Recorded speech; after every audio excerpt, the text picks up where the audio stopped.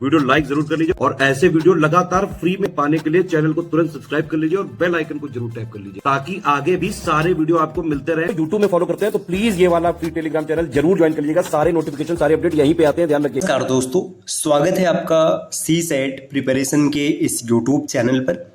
आज की इस वीडियो में हम लोग यूपी ट्रिपल एससी पीटी 2025 के लिए मैथ्स और रीजनिंग के एक प्रैक्टिस सेट का डिस्कशन करेंगे, जिसमें 2021 का जो पेपर हुआ था तो 2021 के पेपर में जितने भी क्वेश्चन आए थे मैथ्स रीजनिंग को, उनको विस्तार से हल करेंगे। तो चलिए बढ़ते हैं आगे अपने क्लास की ओर। इससे पहले दोस्तों एक ज़रूरी सूचना है कि अगर आप यूपी ट्रिपल एससी पीटी 2025 की प्रिपरेशन कर रहे हैं तो ये काफ़ी महत्वपूर्ण है। महत्वपूर्ण इसलिए है क्योंकि भाई अब इसकी वैलिडिटी 3 वर्षों के लिए है, पहली बात। और दूसरी बात यह है कि आने वाले समय में ना तमाम ऐसी वैकेंसीज हैं जो लाइन पर लगी वो आ सकती है। जैसे लेखपाल की वैकेंसी है, ये काफ़ी ज़्यादा चर्चा में रही थी पिछले वर्ष, तो पूरी संभावना इस बार आएगी। लेखपाल के अलावा लोअर पीसीएस की वैकेंसी ये लंबे समय से नहीं आई है, तो पूरी संभावना है कि ये भी वैकेंसी जल्दी आएगी। इसके अलावा जूनियर असिस्टेंट, जूनियर इंजीनियर और स्टेनोग्राफर, ये सब जो वैकेंसी आती रहती है तो वो तो रहेंगी ही रहेंगे। तो इसलिए पेट में बेहतर स्कोर करना बहुत आवश्यक है। अगर आप पेट में अच्छा स्कोर करना चाहते हैं तो अंतिम ये जो 20 दिन का समय बचा है, इसमें आपको स्टडी फॉर सिविल सर्विसेज के कोर्स को ज़रूर फॉलो करना चाहिए। इसके लिए आपको प्ले स्टोर से ज्ञान सर एजुकेशन एप्लीकेशन इंस्टॉल करना है, जहाँ से आप ये कंप्लीट कोर्स परचेज कर सकते हैं। ये भले प्राइस आपको 799 रुपये दिख रहा है, ऐसा नहीं है, अभी ऑफर चल रहा है। ऑफर के तहत लगभग 80% छूट में आपको ये कोर्स मिल जाएगा। बस आपको कोड अप्लाई करना है ज्ञान सर डिस्काउंट, जो कूपन कोड का सेक्शन आएगा वहाँ पर आप अप्लाई करेंगे कूपन कोड ज्ञान सर डिस्काउंट, ये एक में ही रहेगा। तो आप अप्लाई जैसे ही करेंगे आपको क्या होगा, प्रॉपर डिस्काउंट देखने के लिए मिल जाएगा। आप चीज़ों को अगर और अच्छा बनाना चाहते हैं या फिर अतिरिक्त जानकारी प्राप्त करना चाहते हैं तो स्क्रीन पर जो नंबर अभी आपको दिख रहा है, आप इनमें से किसी भी नंबर पर कॉल या व्हाट्सएप कर कोर्स की जानकारी ले सकते हैं। इसमें आपको कंप्लीट स्टडी मटेरियल और साथ ही साथ टेस्ट सीरीज भी मिल जाएगा। टेस्ट सीरीज जो होगा इसमें कुल आपको 25 टेस्ट मिलेंगे, जिसमें से 15 टॉपिक वाइज रहेगा। देखिए जो पेट का सिलेबस है इसमें कुल 15 टॉपिक हैं, तो प्रत्येक टॉपिक का एक एक टेस्ट रहेगा और 10 आपके फुल लेंथ टेस्ट होंगे, जैसा कि आपका एग्ज़ाम होने वाला है। एकदम एग्ज़ाम के पैटर्न पर चीज़ें आपको मिलेंगी, तो ये चीज़ आप प्राप्त कर सकते हैं। बस इसके लिए क्या करना है, आप इनमें से किसी भी नंबर पर कॉल या व्हाट्सएप कर जानकारी ले सकते हैं। चलिए दोस्तों अब बढ़ते हैं आगे अपने प्रश्नों की ओर। इससे पहले देखिए पहला क्वेश्चन यहाँ पे दिया है। अब ये सिंप्लीफिकेशन का एक क्वेश्चन है, इसमें आपको x की वैल्यू फाइंड आउट करनी है। देखिए कैसे करेंगे, यहाँ पे देखिए आपको दिया है √1 + 27 अपान 169 है ना, इज इक्वल टू 1 + x अपान 13। इसको कैसे कैलकुलेट करना है, देखिए पहले यहाँ पे बटे में 1 हो जाएगा। अब इसको सॉल्व करेंगे तो आपको मिलेगा √169 + 27 अपान, देखिए ये जो आपको दिख रहा है ना 169, अगर इसको रूट से बाहर निकालेंगे तो आपका ये क्या बन जाएगा, ये 13 बन जाएगा। तो 13 बन गया, इज इक्वल टू 1 + x अपान 13 है ना। इसको भी अगर सॉल्व करेंगे तो यहाँ पे 13 मिल जाएगा, 13 ठीक है, इतना हो गया, बटे में 1 है। अब देखिए 13 से 13 ना हम लोग क्या करते हैं, 13 से 13 यहाँ पे कैलकुलेट मतलब कैंसिल कर देते हैं। देखिए ये यहाँ पे इसको पूरा सॉल्व कर लिया गया। रुके, जो कन्फ्यूजन है यहाँ से मैं इसको थोड़ा सही कर देता हूँ। रुके इस डेटा को देखिए, यहाँ पे अगर हम इसको कैलकुलेट करके लिखेंगे तो यहाँ पे एलसीएम हो जाएगा 13 × 13 और प्लस x और बटे में 13। देखिए 13 से 13 कैलकुलेट हो गया, यहाँ पे क्लियर हो गया। अब इसको जोड़ेंगे, 169 में 27 को जोड़ेंगे तो 169 170 हो जाएगा, ये 196 मिलेगा। रूट का 196 इज इक्वल टू 13 + x। 196 का मतलब ये 14 आ जाएगा, 14 इज इक्वल टू 13 + x, और ये 13 इधर प्लस से इधर आएगा माइनस हो जाएगा, तो इसको कैलकुलेट करेंगे तो x की वैल्यू आपको 1 मिल जाएगी।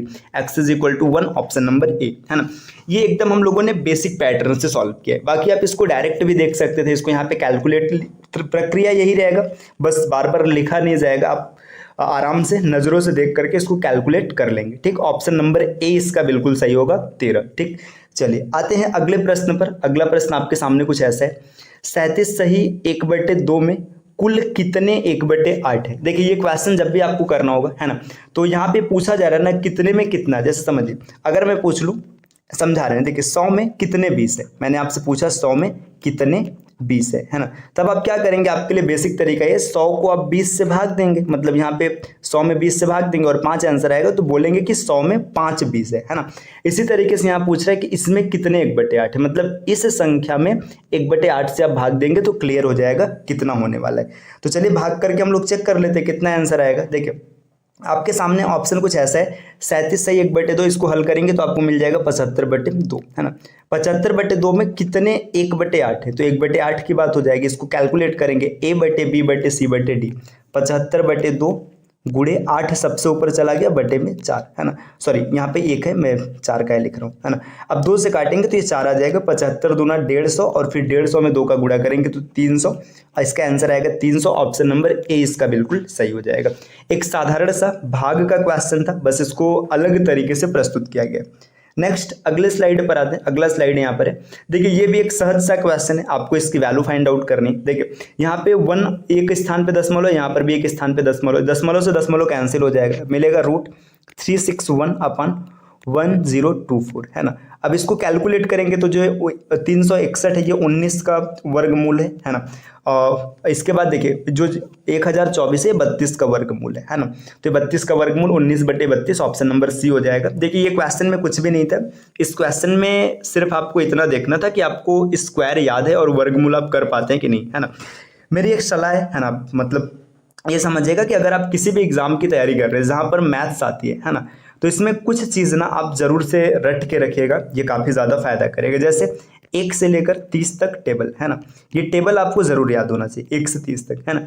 1 से लेकर कम से कम 50 तक स्क्वायर है ना, 50 तक स्क्वायर भी आपको याद होना चाहिए, और 1 से लेकर 25 तक या फिर 30 तक क्यूब है ना। इतनी चीज़ों को आप जरूर रट के रखिएगा। इसको याद रखने से क्या फ़ायदा होगा, कैलकुलेशन में आपकी स्पीड थोड़ी सी अच्छी रहेगी, और कंपटीशन पूरा का पूरा खेल है स्पीड का। जिसकी स्पीड बेहतरीन है वो अच्छा कर पा रहा है, जिसकी स्पीड थोड़ी सी स्लो है तो थोड़ा सा पीछे छूट जाएगा। तो इसलिए ज़्यादा अच्छा होगा कि आप इन सब चीज़ों को याद करके रखिएगा। ठीक, चलिए आते हैं अगले स्लाइड पर। अगले स्लाइड पे कौन सा क्वेश्चन है दिया है, एक शहर की जनसंख्या में 4% वार्षिक वृद्धि होती है, परंतु स्थानांतरण के कारण 1/2% वार्षिक तक घट जाती है। 3 वर्षों में वृद्धि प्रतिशत क्या होगा। देखिए यहाँ पे क्वेश्चन क्या बोला जा रहा है कि एक शहर है, उसकी जनसंख्या में ना 4% की वृद्धि होती है। ठीक, 4% लोग बढ़ते हैं, ठीक, लेकिन फिर क्या बोला जा रहा है कि स्थानांतरण के कारण ना आधा % कम भी हो जाता है, मतलब -1/2%। तो जो ओवरऑल इम्पैक्ट आएगा एक साल का, ये आएगा 3.5% है ना। आप इसको कैलकुलेट करेंगे 3.5 मिलेगा, या फिर आप इसको 7/2 भी लिख सकते हैं।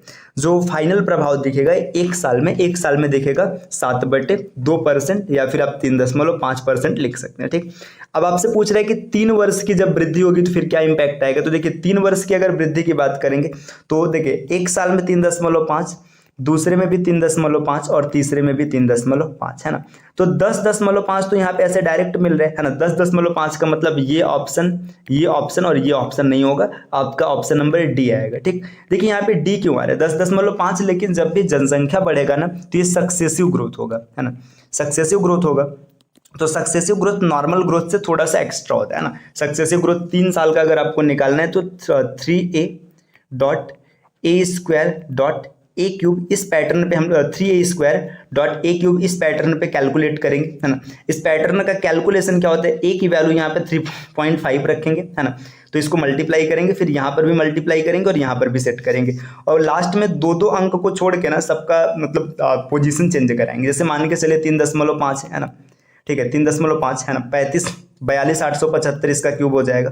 तो 42,875 की जब बात करेंगे 3 अंक पे दशमलव लगेगा, तो यहाँ से ना ये जो 42 है ना, 42 को हम लोग इधर शिफ्ट कराएंगे है ना, तो इस तरीके से चीज़ें बनेंगी। बाकी इसका आंसर 10.8 हो जाएगा। आप ऐसे भी देख सकते हैं, क्योंकि नॉर्मल ग्रोथ कितना मिला 10.5 मिला, मतलब सक्सेसिव लगाएंगे तो ये 10.5 से 100% ज़्यादा होगा।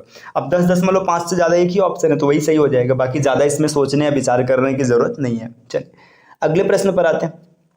दिए गए विकल्पों में से संबंधित शब्द का चयन कीजिए। अब यहाँ पे 4 ऑप्शन दिए, अब आपको देखना है कि कौन सा ऑप्शन किस इससे जुड़ा है। देखिए कुत्ता है ना, कुत्ते का जुड़ाव रैबिस से है ना, मतलब कुत्ता काटने से क्या होता है, रैबिस रोग होता है ना।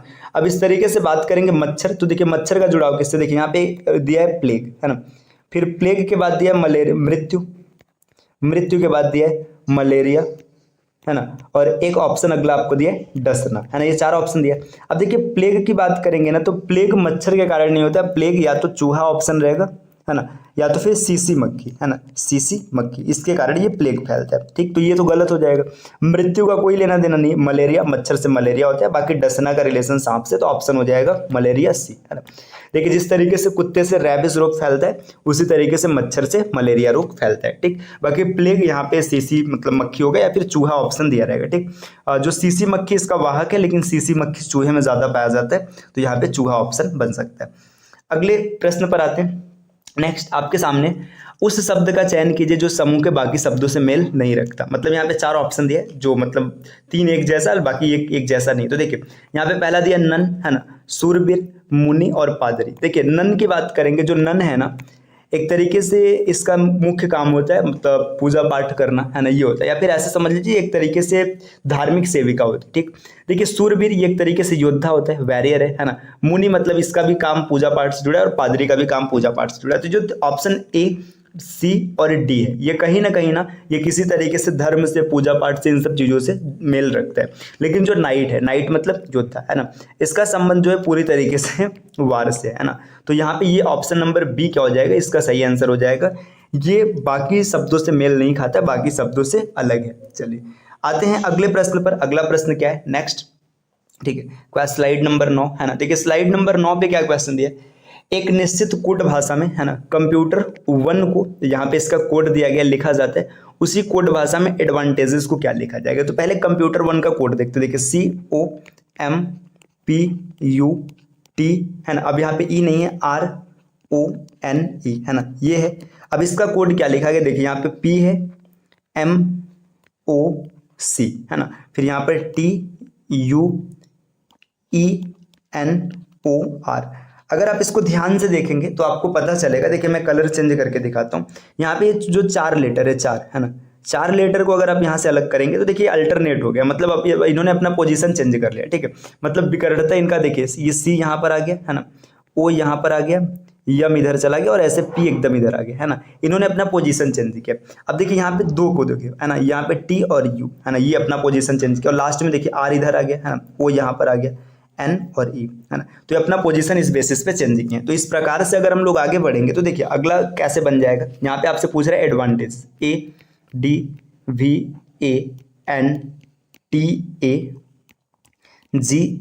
है ना, एडवांटेजेस का कोड निकालना है। तो यहाँ पे देखिए ब्रेक करिएगा, मैं कलर चेंज करता हूँ। देखिए मैंने 4 का यहाँ पे ये लिया, है ना, फिर 2 और फिर 4, है ना। अब इसको ब्रेक करते हैं, देखिए कैसे बनेगा। देखिए यहाँ पे क्या हो जाएगा, ए सबसे पहले इधर आ जाएगा, है ना, फिर वी हो जाएगा, है ना, फिर वी के बाद डी आएगा और फिर ए आएगा। तो देखिए ये बन गया, फिर TNSEGA, है ना। आप अगर पूरा नहीं भी निकालते तो भी आप देख सकते हैं कि यहाँ पे ए से ऑप्शन शुरू हो रहा है। तो देखिए ए से ऑप्शन शुरू होने में पहला ऑप्शन ए से शुरू नहीं हो रहा है ना, और अंतिम ऑप्शन भी ए से शुरू नहीं हो रहा है। तो आप 2 ऑप्शन को तो ऐसे डायरेक्ट एलिमिनेट कर सकते थे क्योंकि शुरुआत ए से हो रहा है।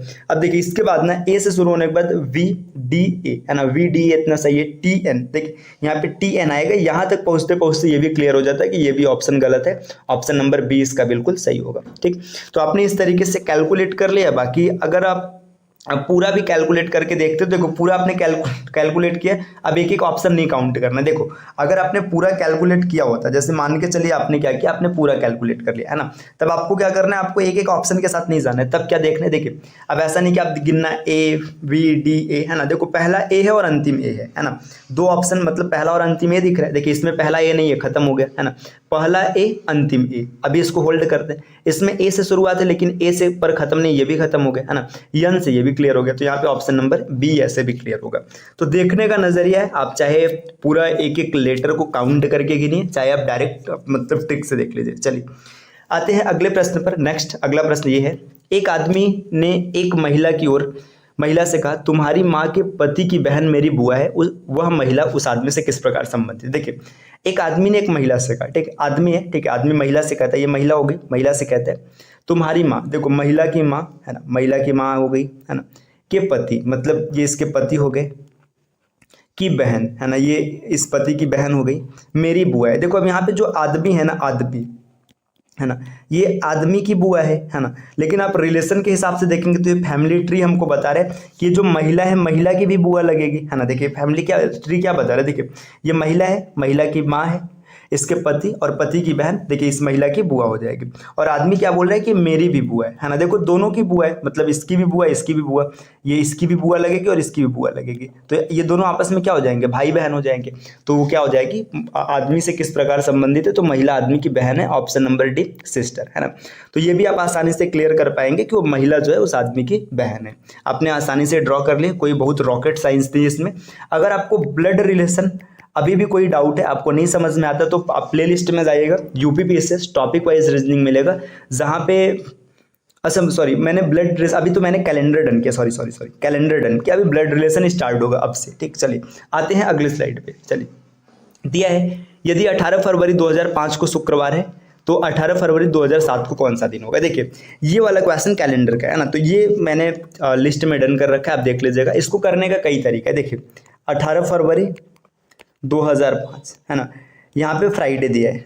अब आपसे पूछ रहा है कि बताइएगा 18 फरवरी 2007।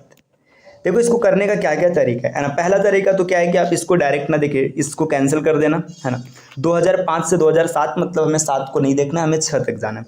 2005 में एक ऑड डेज मिलेगा और 2006 में एक ऑड डेज मिलेगा, एक और एक दो ऑड डेज हो जाएगा। फ्राइडे में 2 जोड़ेंगे, सैटरडे और संडे। ऑप्शन नंबर ए इसका बिल्कुल सही होगा, ठीक। एक तरीका ये रहा। इसको सॉल्व करने का दूसरा तरीका क्या बनेगा, देखिए दूसरा तरीका आपको मैंने बता रखा है कई बार। जब भी नॉर्मल ईयर की बात करेंगे तो कैलेंडर का पहला और अंतिम दिन हमेशा समान होता है, ठीक है। नॉर्मल ईयर जो कैलेंडर का होता है इसमें फर्स्ट और लास्ट डे, है ना, ये हमेशा सेम रहता है ना। और लीप ईयर जो होता है इसमें जो लास्ट डे होता है ये फर्स्ट से एक आगे का होता है, last is equal to first plus 1 होता है ना। अब यहाँ पे ध्यान दीजिएगा, 18 फरवरी 2005 में आप हैं, है ना, 2005 में है। तो जब 18 फरवरी 2005 से स्टार्ट करेंगे ना तो 17 फरवरी 2006 को ईयर खत्म हो जाएगा, देखिए। तो यहाँ पे जब फिर से 2006 में आएंगे 18 फरवरी के दिन ना, तो एक दिन एक्स्ट्रा आपको मिलेगा, मतलब फ्राइडे से सैटरडे आपको मिलेगा, ठीक। और फिर जब वापस से आप 2007 में आएंगे ना तो सैटरडे से एक दिन आगे मतलब संडे मिलेगा। तो यहाँ से भी आप क्लियर कर लेंगे कि आपका ऑप्शन ए सही होगा। तो देखिए ये 2021